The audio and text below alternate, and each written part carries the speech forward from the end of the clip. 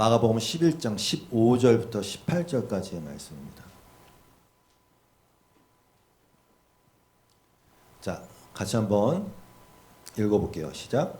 그들이 예루살렘에 들어가니라. 예수께서 성전에 들어가사 성전 안에서 매매하는 자들을 내쫓으시며 돈 바꾸는 자들의 상과 비둘기 파는 자들의 의자를 둘러엎으시며 아무나 물건을 가지고 성전 안으로 지나다님을 허락하지 아니하시고 이에 가르쳐 이르시되 기록된 바 내 집은 만민이 기도하는 집이라 칭함을 받으리라고 하지 아니하였느냐.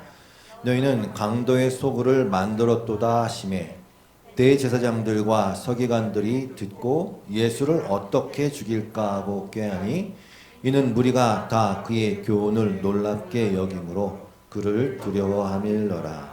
아멘. 지금 우리는 그 예수님께서 십자가를 지시기 전 마지막 7일간의 여정을 보고 있는 겁니다. 예루살렘에 입성하셔서 이제 몇 번 예루살렘에 가셨지만 이제 마지막 입성이에요. 예루살렘에 들어오셔서 하신 첫 번째 일이 뭐냐면은 오늘 본문에 나와 있는 그 소위 말하는 그 성전 정화 사건이라고 일컬어지는 일입니다.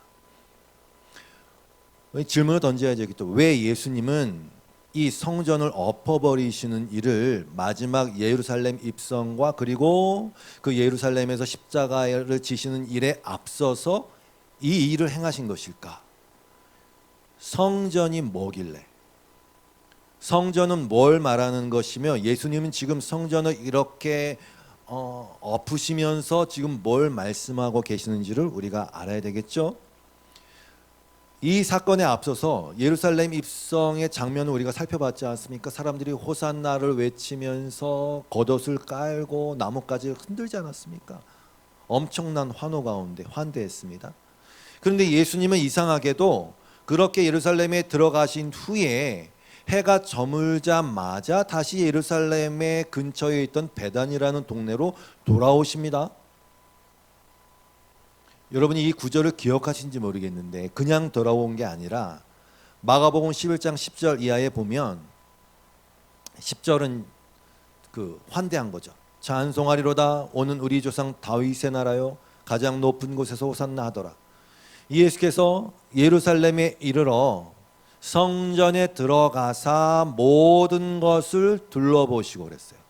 그냥 돌아간 게 아니라 성전에 들어가셔서 모든 것을 둘러보시고 때가 이미 저물매 12 제자를 데리시고 베다니에 가시니라. 아시겠죠? 들어갔다가 바로 나오셨는데 성전을 둘러보셨어요. 뭔가 의미심장한 내용을 이미 마가는 던지고 있는 거예요. 그러니까 예수님은 애초에 성전에 가실 생각이었던 거예요. 오늘 갑자기 성전에 가니까 얘다 안 되겠다 뒤엎어 그게 아니라 애초에 가실 생각이었던 것입니다. 그렇게 다시 돌아오신 후에 베다니에서 다시 예루살렘에 들어가시다가 지난주에 나눴던 그 무화과 나무를 살펴보셨는데 잎이 무성한데 열매가 없어서 저주하신 사건이 발생한 것이고 그 다음에 성전 정화 사건이 일어난 것이고 성전에서 나오면서 제자들이 보니까 그 저주한 무화과가 뿌리째 말라 있었던 것을 발견한 사실이 연결이 되는 겁니다. 그러니까 성전 정화 사건을 가운데 두고 무화과를 저주하고 그 다음에 무화과 뿌리가 말라 있었던 것을 확인하는 게 이게 샌드위치처럼 이렇게 감싸고 있는 거예요. 다른 말로 하면 그 무화과 나무 저주 사건은 성전 정화 사건을 이렇게 둘러싸면서 그것을 그 의미를 설명하고 있는 사건이라는 뜻입니다. 같은 내용이라는 뜻입니다. 같은 내용이라는 뜻입니다. 그러니까 두 가지를 생각할 수가 있습니다. 첫 번째, 성전에 뭔가 굉장히 중요한 의미가 있구나. 맞죠? 그래서 성전을 미리 정찰하듯이 보고 오시고 엎으셨으니까. 두 번째, 이 성전이 지금 뭔가가 잘못되었구나. 이 두 가지를 우리가 놓칠 수가 없어요. 중요한 의미가 있구나. 근데 뭔가 잘못되었구나. 그런데 이 성전에서 행해지고 있는 문제적 상황에 대해서 예수님이 오시기 전부터 이 구약 시대부터 수많은 선지자들이 이미 얘기를 했어요. 다 살펴볼 수가 없으니까 구약의 마지막인 말라기서를 보는 거로 이건 그냥 마무리할게요. 말라기서에 보면 말라기 1장 6절 이하의 말씀이에요. 제가 빠르게 한번 읽어보겠습니다. 아들은 아버지를 공경하고 종은 제 주인을 두려워하는 법인데 내가 너희 아버지라고 해서 너희가 나를 공경하기라도 하였느냐? 하나님 말씀이에요. 내가 너희 주인이라고 해서 너희가 나를 두려워하기라도 하였느냐? 나 만군의 주가 말한다. 그러면서 뭐래요? 제사장들아, 제사장들 어디 있어요? 성전에 있단 말이에요. 제사장들아, 너희가 바로 내 이름을 멸시하는 자들이다. 그러나 너희는 우리가 언제 주님의 이름을 멸시하였습니까? 하고 되묻는다. 너희는 내 제단에 더러운 빵을 바치고 있다. 그러면서도 너희는 우리가 언제 제단을 더럽혔습니까? 하고 되묻는다. 지금 성전의 문제를 아시겠죠? 너희는 나 주에게 아무렇게나 상을 차려 주어도 된다고 생각한다. 눈먼 짐승을 제물로 바치면서도 괜찮다는 거냐? 절뚝거리거나 병든 짐승을 제물로 바치면서도 괜찮다는 거냐? 그런 것들을 너희 총독에게 바쳐보아라. 그가 너희를 반가워하겠느냐? 너희를 좋게 보겠느냐? 나 만군의 주가 말한다. 제사장들아, 이제 너희가 하나님께 우리에게 은혜를 베풀어 주십시오 하고 간구하여 보아라. 이것이 너희가 의뢰하는 일이지만 똑같잖아요. 지금도 은혜를 주세요, 은혜를 베풀어, 똑같단 말입니다. 의뢰하는 말이지만 일이지만 하나님이 너희를 좋게 보시겠느냐? 나 만군의 주가 말한다. 그래서 어떻게 끝납니까? 10절에 너희 가운데서라도 누가 성전 문을 닫아 걸어서 너희들이 내 제단에 헛된 불을 피우지 못하게 하면 좋겠다. 나는 너희들이 싫다. 나 만군의 주가 말한다. 너희가 바치는 제물도 나는 이제 받지 않겠다. 그냥 문을 닫아버려라. 그냥 폐쇄해라. 성전을 폐쇄해버려라. 지금 그 얘기를 하신 거예요.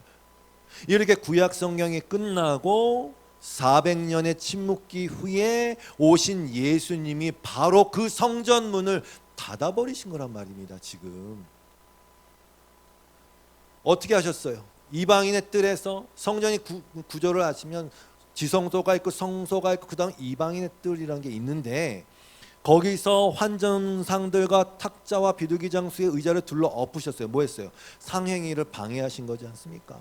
그 다음에 오가게 못하게 하셨어요. 성전을 가로질러서 물건을 나르지 못하게 하셨어요. 이건 무슨 얘기냐면요, 거길 오가면서 제사장들이 뭐 이렇게 하면서 제사 행위를 했단 말입니다. 근데 그것을 하지 못하게 막았다는 뜻입니다. 그러니까 엄밀하게 표현하자면 이것은 성전을 정화했다기보다는 말라기서의 그 하나님의 그 일가처럼 성전을 폐쇄한 거나 다름없는 거예요. 왜? 성전에 제사 행위를 하지 못하게 했으니까. 근데 왜 이렇게 하셨어요? 뭐 본질을 잃어버렸으니까. 이때가 6월절이었지 않습니까? 요아킴 예레미야스의 기록에 의하면 당시에 이 예루살렘의 그 절기를 지키기 위해서 모였던 숫자가 장정만 13만 명이에요. 그러니까 애, 어른, 여자 다 합치면 뭐 100만 명이 넘을 수도 있다고 그렇게 생각한단 말이죠. 그리고 아침 저녁으로 제사를 드렸는데 거기에 들어간 그 짐승의 숫자만 25만 마리예요. 이거 뭐 제가 말은 하지만 엄청난 숫자예요. 그런데 거기 환전상이 왜 있었습니까? 이 절기를 지키기 위해서 예루살렘에 올라온 그 순례객들은 반드시 성전에 들어갈 때 속전이라는 걸 내야 했어요. 율법에 정해져 있어요. 성전세라고도 합니다. 그런데 그 성전세는 반세겔이에요. 반세겔은 노동자들이 이틀치 임금에 해당하는 돈이에요. 그러니까 한 세겔하면 4일치 임금이에요. 그런데 당시 로마의 지배하에 있었으니까 이 사람들이 다 로마의 화폐를 쓰고 있었단 말입니다. 데나리온 같이. 근데 로마의 화폐에 뭐가 있어요? 시저의 형상이 새겨져 있단 말입니다. 그러니까 이 돈으로는 안 받아. 지금 유대인들이 쓰고 있는 화폐인 세겔로 계산해. 그러니까 자기가 쓰고 있던 돈을 세겔로 바꿀 수밖에 없어요. 여러분, 세겔은 원래는 무게단위입니다. 무게단. 이 개념이 중요해요. 은으로 만들었는데 무게단위예요. 근데 무게 단위로 쓰다가 동전의 무게가 있을 거 아닙니까? 이게 이제 동전의 화폐 단위로 바뀐 거예요. 그래서 아무튼 6월절을 지키기로 온 사람들이 다 세겔로 바꿨어요. 그래서 절기 때가 되면은 이 성전 주변과 감람산 주변이 환전상들이 진을 치고 있었다 그래요. 그런데 이 환전상을 관장하는 기관이 사내들인 공회였어요. 누굽니까? 제사장, 대제사장, 서기관들이 어떤 정치 집단 종교 집단 아닙니까? 우두머리들 아닙니까? 이들의 허락을 받고 환전상을 했어야 됐어요. 그런데 이들이 수수료를 얼마 떼었냐면 약 50%의 수수료를 받았다고 해요. 그럼 말도 안 되는 거죠. 그런데 여러분 이 사실을 아세요? 사실은요, 이 세겔, 유대인들이 화폐를 쓰고 있던 이 세겔도 사실은 장인애들이 만든 게 아니라 두로와 시돈 아시죠? 두로의 화폐였어요.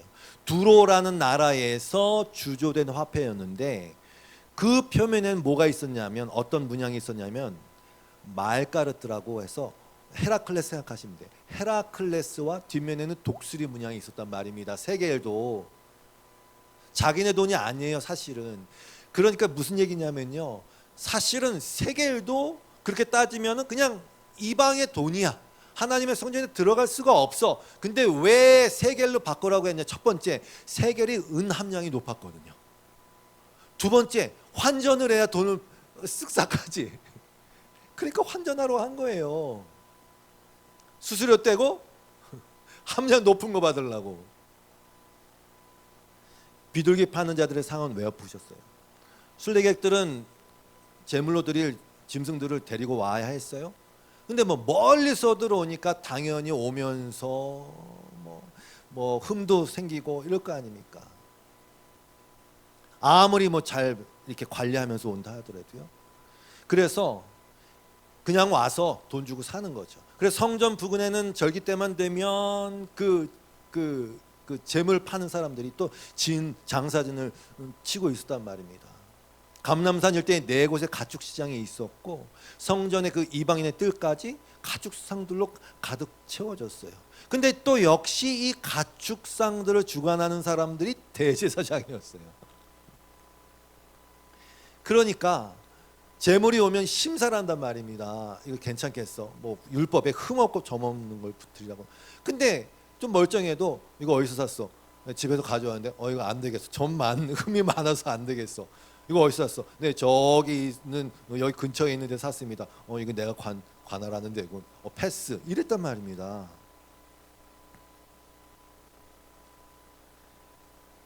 그런데 비둘기 얘기하다 말하는데, 그 당시 노동자의 하루 일당이 아까 4일치가 한 세겔이라고 했잖아요. 데나리온은 이제 로마 화폐인데 데나리온으로 치면 한 데나리온이 최저임금이었어요. 그래서 이 사람들이 하루에 2끼를 배불리 먹을 정도의 빵을 사려면은 한 데나리온의 12분의 1 정도를 값어치를 치러야 했어요. 그 당시에 동물 가격이 좀 다르긴 했지만 송아지는 20데나리온, 뭐 순양은 8데나리온. 좀 가난한 이들이 제물로 드릴 수밖에 없는 것으로서 비둘기를 선택했는데 비둘기는 한 데나리온이었어요. 그런데 이 6월절 명절 같을 때는 얘네들이 가격이 천정부지로 솟는 거예요. 그 미시나의 기록에 따르면은 비둘기 한 쌍의 가격이 25데나리온까지 갔어요. 몇 배 튀긴 거예요? 25배를.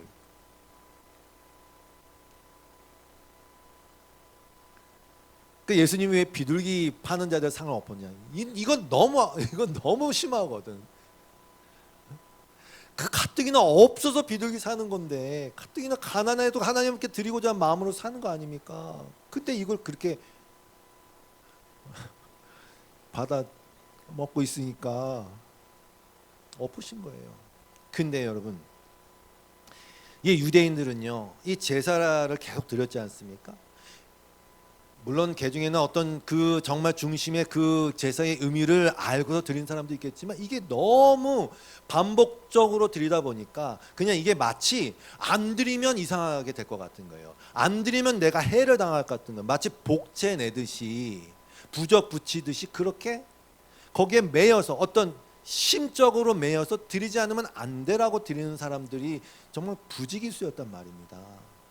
하나님이 그거 아시고 야, 나 니네 바치는 재물 이제 싫어 문 닫어 라고 얘기한 거란 말입니다. 그런 사람들이 그렇게 드릴 수밖에 없는 어떤 압박감 때문에 드리는데 이 대제사장들하고 이 종교 지도자들은 그 심리를 이용해서 이렇게, 근데 니네 안 드리면 큰일 나, 안 드리면 큰일 나, 그러니까 드려야 돼. 근데 내 거 써, 내 거 써. 비싸? 그래 드려야 돼. 이렇게 등을 쳐먹었다. 맞나? 등 쳐먹는 말입니다. 강도의 속을 맞아요.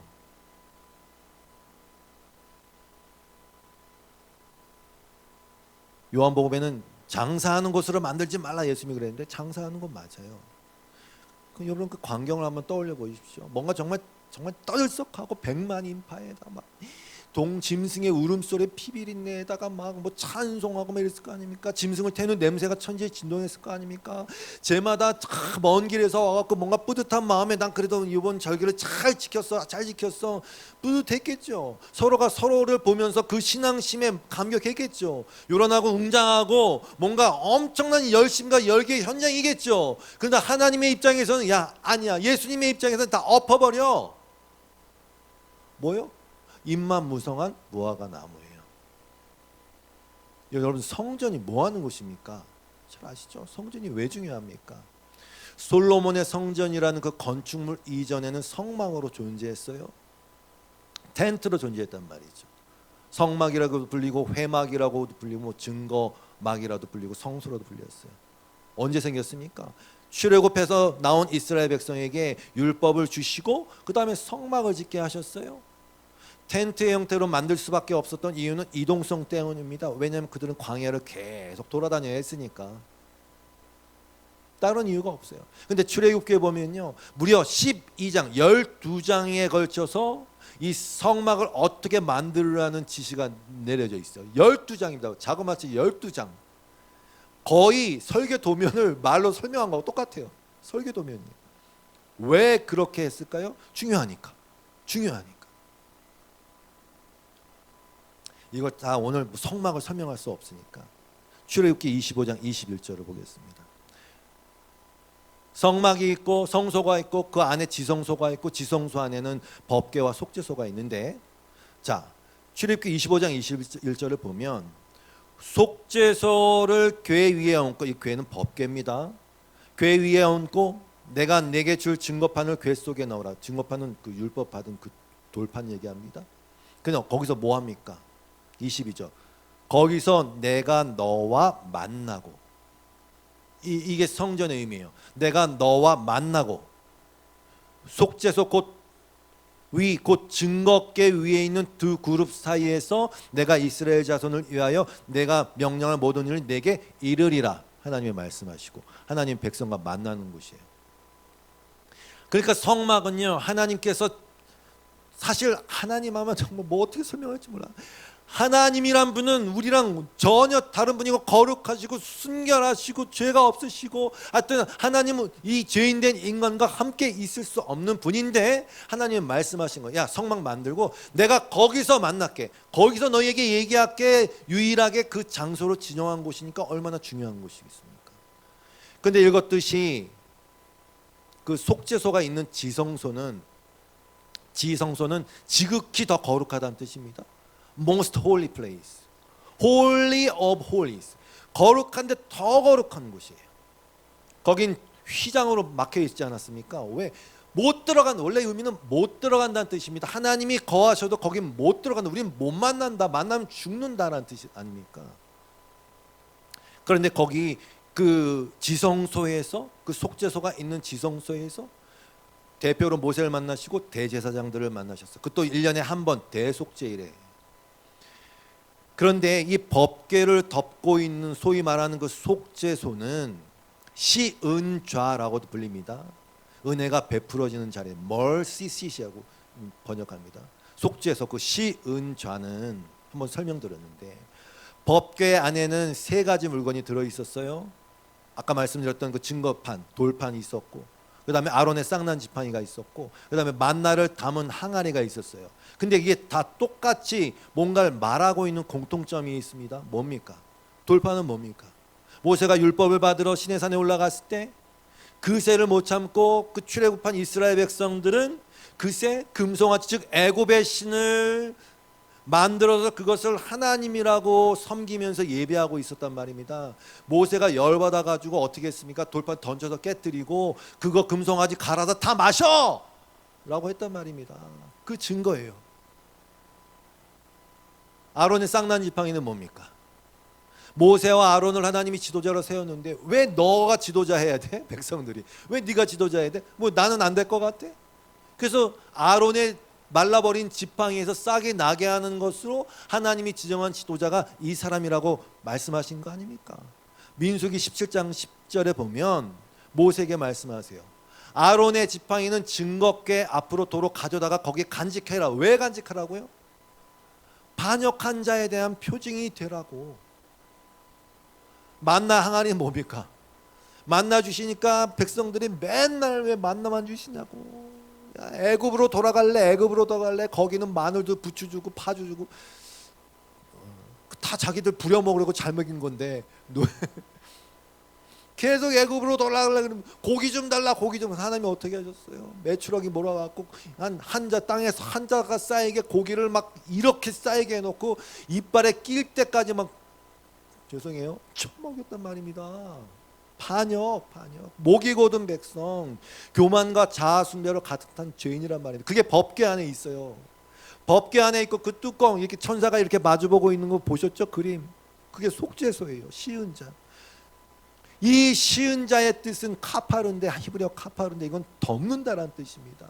보세요. 법궤 안에 있는 것으로 봐서는 우린 다 패역한 자, 죽어 마땅한 자, 아주 그냥 100번 죽어도 마땅한 자라는 그 법궤를 속죄소, 시은 자가 덮고 있는 거예요. 그걸 은혜라고 하는 거예요. 그래서 은혜의 자리에 mercy seat이라고 그걸 그렇게 부르는 것 아닙니까? 그런데 어떻게 들어갑니까? 그 지성소에 들어갈 때는 피를 이만큼 갖고 들어가서 그 시은 자 mercy seat, 그 속죄소 위에다가 피를 뿌림으로 말미암아 거기 비로소 들어갈 수가 있었어요. 왜? 들어가야만 돼요. 하나님이 거기서 만난다고 했으니까, 거기서 말씀한다고 했으니까. 그게 뭡니까? 성경은 안 믿을 수가 없는 게 그게 예수 그리스도예요. 그리스도의 보혈을 갖고 있기 때문에 우리가 은혜의 보좌 앞에 담대히 나아가라, 담대히 나아가라고 성경이 이야기하고 있으니까. 그러니까 성전은 하나님과의 만남이에요. 하나님과의 만남이에요. 솔로몬이 예루살렘 성전을 건축한 이유에도 똑같이 말씀하셨어요. 왕상 6장 12절 이하예요. 13절만 읽을게요. 내가 또한 이스라엘 자손 가운데 거하며, 내가 너희 가운데 거할 거야. 너희와 함께 할 거야. 너희를 만날 거야. 그게 성전의 의미예요. 성전은 하나님이 당신의 백성을 삼고자 하는 그 무리들과 함께하기를 원하신다는 하나님의 열망의 표현이에요. 사랑의 표현이에요. 그리고 그 모든 제사 제도와 성막을 구성하고 있는 그 자세한 모든 물품들과 그 크기와 이런 모든 차례, 그 어떤 행위들의 차례는 어떻게 하면 하나님을 만날 수 있는가에 대한 설명에 불과한 것이에요. 그리고 결국 하나님께 나아가는 방법은 예수님이 그랬잖아요. 나로 말미암지 않고는 아버지께로 올 자가 없다. 결국 성막의 모든 것은 사실 예수 그리스도를 모형하고 있는 거예요. 우리가 예수님 때문에 하나님 아버지께 갈 수가 있거든요. 예수님 때문에 그 십자가 때문에 은혜 보좌 앞에 담대히 나아갈 수가 있게 됐거든요. 예수님이에요. 히브리서는 8장 5절에서 그래서 얘기하지 않습니까? 그러나 그들은 하늘에 있는 것들의 모형과 그림자에 지나지 않는 땅에 있는 성전에서 섬깁니다. 옛날엔 그랬어요. 예수님이 오시기 전에는. 땅에 있는 성전, 그것은 모형이에요. 그림자예요. 하늘에 있는 참 성전, 즉 예수 그리스도를 말씀하고 있는 거예요. 설명하고 있는 거예요. 모세가 장막을 세우려고 할 때 너는 명심하여 내가 산에서 너에게 보여준 그 모형을 따라 모든 것을 만들어라 하고 말씀하신 하나님의 지시를 받은 것입니다. 그렇게 만들었어요. 그러나 이제 그리스도께서는 더욱 훌륭한 직무를 맡으셨습니다. 그가 더 좋은 약속을 바탕으로 하여 세운 더 좋은 언약의 중재자. 하나님과 인간이, 하나님과 하나님의 백성들이 만날 수 있는 유일한 길, 유일한 진리, 유일한 생명, 중재자. 더 좋은 약속, 새로운 언약, 약속, 예수님. 그래서 이어서 이렇게 얘기하는 거예요. 8장 7절에, 히브리서 8장 7절. 그 첫 번째 언약의 결함이 없었더라면, 이 말은 언약의 결함이 있다는 게 아니라 언약을 지킬 수 없는 인간의 결함을 얘기하는 거예요. 첫 번째 언약의 결함이 없었더라면 두 번째 언약이 생길 여지가 없었을 것입니다. 그런데 하나님께서는 자기 백성을 나무라시면서 이렇게 말씀하셨습니다. 주님께서 말씀하신다. 보아라, 날이 이를 것이다. 그때 내가 이스라엘 집과 유다 집과 더불어 새 언약을 맺을 것이다. 또 주님께서 말씀하신다. 이 새 언약은 내가 그들의 조상들의 손을 잡고 이집트 땅에서 인도하여 내던 날에 그 조상들과 맺은 언약과 같은 것이 아니다. 그들은 내 언약을 지키지 않았으므로 나도 그들을 돌보지 않았다. 또 주님께서 말씀하신다. 그날 뒤에 내가 이스라엘 집과 맺을 언약은 이것이니 나는 내 율법을 그들의 생각에 넣어주고 그들의 마음에다가 새겨주겠다. 그렇게 되면 뭐가 그렇게 왜 합니까? 결국은 나는 그들의 하나님이 되고 그들은 내 백성이 될 것이다. 이것 때문에 성전이 만들어진 이유도 그것 때문인데, 결국 그 성전은 예수 그리스도의 모형에 지나지 않았고 정말 우리가 하나님 앞에 가서 하나님은 우리의 하나님이 되고 우리는 하나님의 자녀가 되는 그 일이 바로 새로운 중보자, 완벽한 중보자이신 예수 그리스도 참 성전을 통해서 이루어졌다. 그 얘기입니다. 그래서 율법은 바울이 말 맞다나 율법 자체가 엉성한 것이 아니라 율법은 완전한데 율법을 지키지 못하는 인간들의 죄를 더욱더 죄되게 함으로 말미암아 내가 죄인이구나, 완성할 수 없구나, 완전할 수 없구나라는 것을 깨달아 그리스도께로 갈 수밖에 없구나라고 해서 율법은 그리스도께로 우리를 인도하는 초등교사라고 바울은 얘기했고요. 그 성전은 진짜 성전은 바로 예수 그리스도구나, 하늘의 성전이구나라는 것을 그 당위성을 충분히 증명해 줄 도구로 사용되었다는 것입니다. 그래서 성전을 주시고 제사제도와 율법을 주셨지만 인간들은 그걸 어떻게 했냐? 자신들의 유익을 위한 도구, 자신의 잘남을 자랑한 도구, 자신의 열심과 종교심을 자랑함으로 말미암아 내가 다른 사람보다 더 나은 존재라는 것을 증명할 도구, 즉 자기 의의를 증명할 도구로 쓰는데 전락해버렸다는 뜻입니다. 거기서 멈춘 게 아니에요. 결국은 하나님을 멸시하는 일을 그 성전 안에서 해오고 말았다는 것입니다. 그래서 성전문을 닫으신 거예요. 그래서 새 언약을 주신다고 하신 거예요. 예수님이 또 다른 이름이 있지 않습니까? 임마누엘. 그 뜻이 뭐예요? 하나님이 우리와 함께 계시다. 성전. 요한복음 1장 14절에 보면 말씀이 육신이 되어 우리 가운데 거하시매 할 때 그 거하시매가 그 단어가 스케노라는 단어인데 이게 바로 성막을 세우다, 성막을 치다 이런 뜻이에요. 성전으로 오신 거예요. 요한복음에도 이 성전 정화 사건이 등장하는데 요한복음 2장 16절 이하에 나와요. 앞에는 생략하고 내용은 비슷하니까 생략하고 내 아버지의 집을 장사하는 집으로 만들지 말라. 제자들이 보니까 예수님을 보니까 막 정말 막 뭐가 막 뭐에 가지고 무슨 뭐가 어디 확 사로잡아 갖고 막 하고 계신 걸 보고서 열심히 나를 삼키라 이 말씀이 생각났다고 쓴 거예요. 17절은. 이에 유대인들이 대답하여 예수께 말하기를 네가 이런 일을 행하니 무슨 표적을 우리에게 보이겠느냐 했을 때 예수님 뭐라 그러셨어요? 너희가 이 성전을 헐라 내가 사흘 동안에 일으키리라. 유대인들은 이르되 이 성전은 46년 동안 지은 거거든. 그랬거든요. 진짜 그 성전, 그 말하는 그 건물 성전을 얘기하는 거라고 생각했던 거예요. 근데 예수님 뭐라고요? 21절.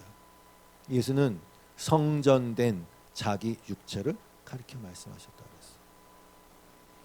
그 진짜 성전, 그 그림자였던 모형이었던 성전은 정말 허물어지고 참 성전이 다시 일어나는 것이죠.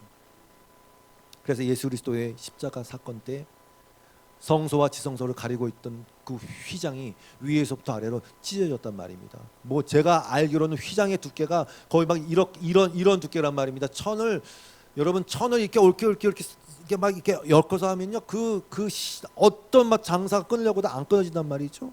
근데 이렇게 두껍다는 얘기는 어떤 것으로서도 그것을 찢을 수 없다는 뜻입니다. 예수님이 십자가가 찢어서 하나님과 우리가 함께할 수 있는 길을 여셨다는 뜻입니다. 그리고 이 성막의 궁극적으로는 어떻게 이어지느냐? 계시록 21장 3절로 이어지죠. 내가 들으니 보좌에서 큰 음성이 나서 이르되 보라 하나님의 장막이 사람들과 함께 있음에 하나님이 그들과 함께 계시리니 그들은 하나님의 백성이 되고 하나님은 친히 그들과 함께 계셔서 성전의 의미가 고스란히 나와져. 장막 모든 눈물을 그 눈에서 닦아주시니 다시는 사망이 없고 애통하는 것이나 곡하는 것이나 아픈 것이 다시 있지 아니하리니 처음 것들이 다 지나갔습니다. 됐어요. 말씀을 정리합니다. 바로 그 성전이란 말입니다. 하나님이 그 성전을 세우라 하시고 하나님의 열망은 그렇게 하나님의 백성들 그 자녀들과 함께 하시기 위한 놀라운 자리란 말입니다. 그런데 거기서 했던 일이 뭐냐? 네, 아까 쭉 설명드렸던 거. 말씀을 정리해 보겠습니다. 마가복음 13장 1절 이하에 보면 이런 내용이 나와요. 예수께서 성전을 나가실 때에 제자들 가운데도 한 사람이 예수께 말하였다. 여러분 이걸 구절을 잘 보십시오. 이게 그냥 다 이거니까. 선생님 보십시오. 얼마나 굉장한 돌입니까? 얼마나 굉장한 건축물들입니까? 그 눈에 보이는 거, 그 외관, 그 화려함. 예수께서 그들에게 말씀하셨다. 너는 이 큰 건물들을 보고 있느냐? 여기에 돌 하나도 돌 위에 남지 않고 다 무너질 것이다. 막 시끌벅적하고 화려하고 뭐 이런 거 외관 겉모습 거기 다 껌뻑껌뻑 다 죽고 다 속아 넘어간단 말입니다. 제가 이 말씀을 준비하면서 저에게 떠오르는 것은 그 성막, 그 성소, 성전하면서 떠오르는 건 사실 아가서 말씀이에요. 아가서는 사랑의 이야기입니다. 그 제목이 멋있어요. Song of Songs, 노래 중에 노래야. 거기에 왕이 등장하고 술람미 여인이 등장하지 않습니까? 근데 여러분 그거 아세요? 아가서는요 유대인들이 30세 이상 남자가 아니면 읽을 수가 없었어요. 왜? 너무 비밀스럽게 묘사가 됐으니까. 너무 은밀한 만남이거든요. 마치 그 남자와 여자 침실에서처럼. 잠언, 전도서, 아가서죠. 잠언은 좋은 얘기가 너무 많이 있어요. 좋아요. 근데 이것은 그냥 성전 뜰과 같은 거예요. 전도서는 뭡니까? 헛되고 헛되다. 네, 노년에 쓴 거예요. 거기까지 가야 돼요. 그래야 버릴 수 있으니까. 성서를 상징해요. 근데 아가서는 지성소를 상징하거든요. 은밀한 가운데.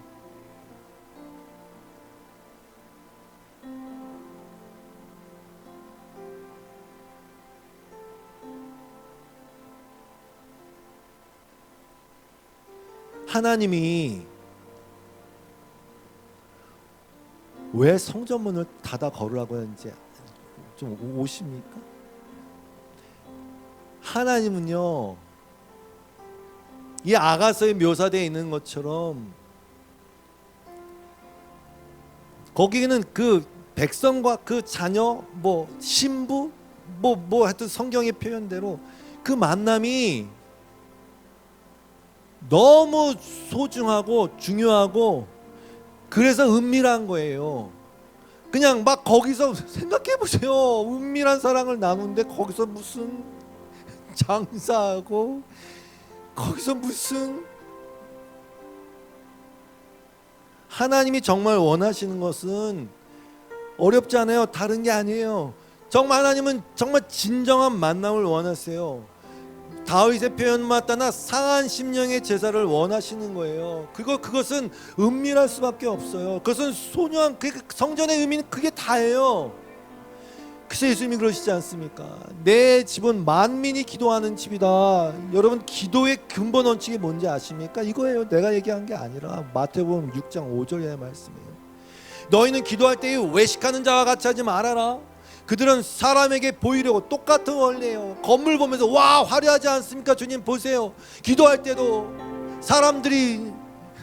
사람들에게 보이려고 그냥 모든 게 그렇지 않습니까? 이거 뭘 입어야 되고 뭘 해야 되고 높아져야 되고 다 사람에게 보이려고. 기도할 때 외식하는 자가 하지 말아라. 그들은 보이려고 하고 큰 어귀에 서서 기도하는 걸 좋아한다. 내가 진실로 너에게 이르노니 그들은 자기 상을 이미 받았느니라. 너는 기도할 때에 어떻게 네 골방에 들어가서 문을 닫고 은밀한 중에 계신 내 아버지께 기도하라고. 이게 무슨 큰 데서 기도하지 마는 게 아니라, 기도라는 것, 만남이라는 것 자체가, 성전이라는 것 자체가, 지성소라는 것 자체가 그런 거예요. 은밀한 중에 보시는 네 하나님께서 갚으시리라. 왜 대놓고 보시면 안 돼? 하나님과의 관계라는 게 이런 거예요. 그래서 기도하는 집이라고 얘기하신 거예요. 하나님께 항복한 자들이 하나님 없으면 안 되는구나. 주님, 당신이 나의 진정한 주인이신과 내 아버지 되시고 당신이 내 진짜 남편 되시고 주님, 이렇게 기도하는 거 아닙니까? 그래서 성전은 결국 장소를 초월하게 돼요. 예수님이 수가성 여인에게 말씀하셨잖아요. 요한복음 4장 21절. 예수께서 이르시되 여자여 내 말을 믿으라. 이 산, 그게 성전이 있던 예루살렘 성 아닙니까? 이 산, 여기 어디지? 하여튼 거기서. 그리고 예루살렘에서도 말고 너희가 아버지께 예배할 때가 이리라. 너희는 알지 못하는 것을 예배하고 우리는 아는 것을 예배한다. 암이란 게 뭡니까? 야다. 그게 침실 용어라니까요. 그 은밀한 것을 아는 걸 얘기하는 거. 우리는 아는 것을 예배한다. 아버지께 참되게 예배하는 자들은 영과 진리로 예배하는 때가 온다. 하나님은 이렇게 자기에게 예배하는 자를 찾으신다는 거예요. 그래서 바울이 뭐라 그러니까 복음을 자꾸 비밀 그러는 거니까 다 똑같은 얘기예요. 복음을 비밀이래요. 예수님도 자꾸 보고 들어서 고침받을까 염려한다 그러면서 비유로 얘기하고, 하나님 나라는 숨겨졌다고 얘기하고, 다 같은 얘기예요. 비밀이에요. 하나님께는 소중하니까. 그래서 결국은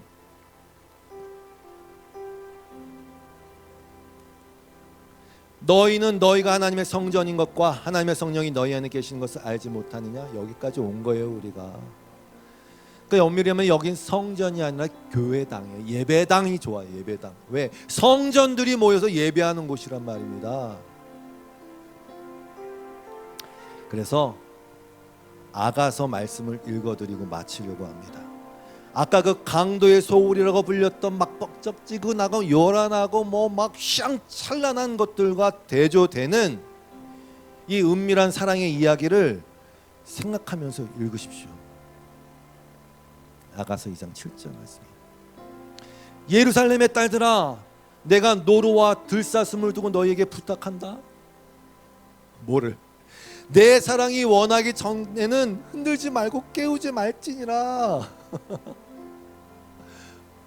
왜 자꾸 방해하냐? 그게 뭐라고? 다른 건 다 중요한 게 없어요, 여러분.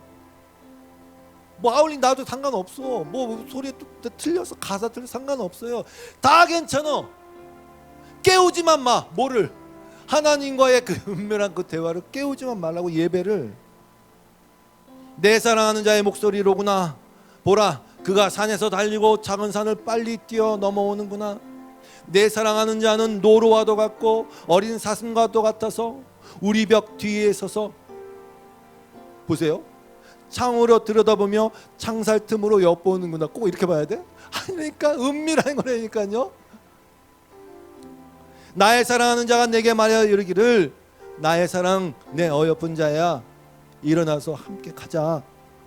겨울도 지나고 비도 그쳤고 지면에는 꽃이 피고 새가 노래할 때가 이르렀는데 비둘기의 소리가 우리 땅에 들리는구나. 무화과 나무에는 푸른 열매가 익었고 포도나무는 꽃을 피워 향기를 토하는구나. 나의 사랑 나의 어여쁜 자야 일어나서 함께 가자. 근데 뭐라고 성도를 부르는지 아세요? 바위 틈 낭떠러지 은밀한 곳에 있는 나의 비둘기야, 이렇게 부른단 말입니다. 네, 성도는 어떻게 보면 이 세상이라는 낭떠러지에 걸터있는 비둘기 같은 연약한 존재들일 수도 있어요. 우리 자신은 그래요. 그러나 중요한 것은 하나님이 그 사람을, 그 성도를 은밀히 사랑하고 있단 말입니다. 천국은 감춰져 있는 것 같아요. 이 세상에는 하나님이 없는 것 같은 게 맞아요. 그렇게 보여요. 하나님이 돕지 않는 것 같단 말입니다. 외로운 것 같고, 여기 나와 있는 바위 틈 낭떠러지 은밀한 곳에 있는 비둘기 같은 우리의 모습이지만 부르시지 않습니까? 이렇게 비둘기야, 내가 네 얼굴을 보게 하라. 네 소리를 듣게 하라. 네 소리는 부드럽고 네 얼굴은 아름답구나. 우리를 위하여 여우고 포도원을 허는 작은 여우를 잡으라. 이 여우 같은 것들, 예수님이 헤롯을 뭐라 그러는지 아세요? 여우야, 이렇게 불렀어요. 신기하지 않아요? 물론 헤롯 성전 멋있습니다. 그게 헤롯이 지은 성전 하니까. 왜 졌습니까? 인기 얻으려고 백성들 마음을 사로잡아서 자기가 통치할 때 봐라, 내가 성전도 의리의리하게 지어줬으니까 내 말 잘 들어라고 하는 마음으로 세운 성전 아닙니까? 근데 거기에 다 속아 넘어가.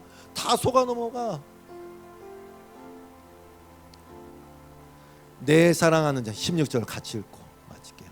내 사랑하는 자는 내게 속하였고 나는 그에게 속하였도다. 그가 백합화 가운데에서 양떼를 먹이는구나. 아멘. 할렐루야. 우리 찬양하고 마치겠습니다. 주 내 소망은 주 더 알기 원합니다.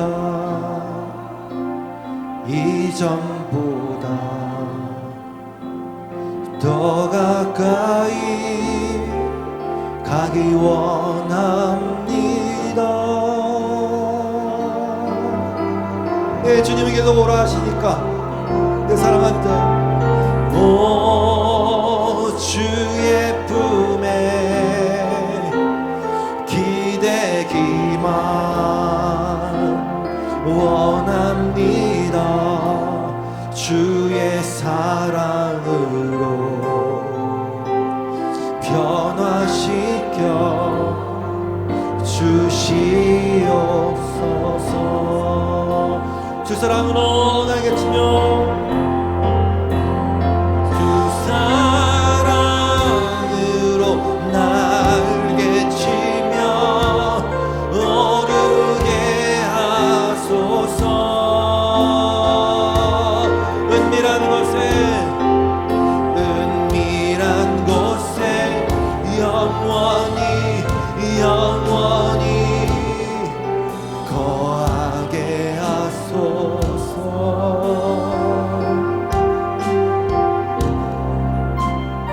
주의 사랑, 오 주의 사랑 부끄러워 않겠어요. 주의 사랑으로 변화시켜 주시옵소서. 주 사랑으로 나에게 치며 오르게 하소서. 주님, 주 사랑으로 날개 치며 오르게 하소서.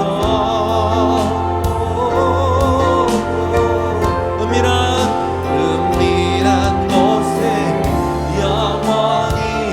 영원히 거하게 하소서.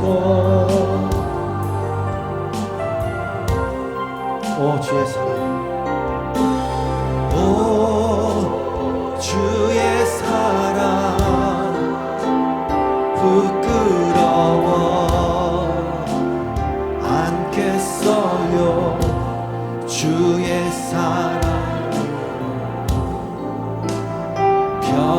변화시켜 주시옵소서.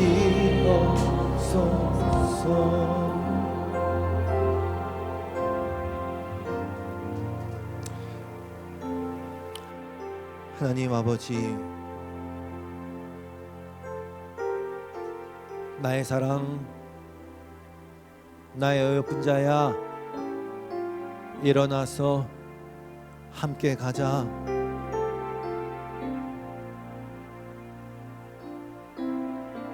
바위틈 낭떠러지 은밀한 곳에 있는 나의 비둘기야, 내 사랑하는 자야, 너는 나에게 속했고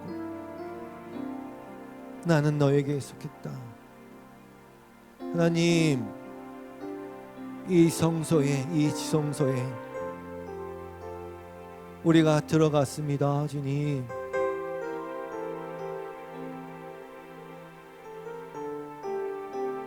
더 알기 원합니다. 더 깊이 주님께 속하길 원합니다. 우리를 붙드셔서 주님, 비록 헤매고 당자와 같이 헤매고 세상의 영광들을 맛보고 그럴지라도 다시 주의 음성을 듣고 주님의 그 마음을 깨달아 알아 주님 앞으로 나아가게 하시옵소서. 오 주님, 주님을 찬양합니다. 예수님의 이름으로 기도드리옵고 주 앞에 드린 모든 마음의 예물과 또 기도하는 것들 하나하나 응답하시고 주님이 들으심을, 듣고 계심을, 함께하고 계심을 주님 잊지 않게 하여 주시고 필요한 것들을 또 채워 주시옵소서.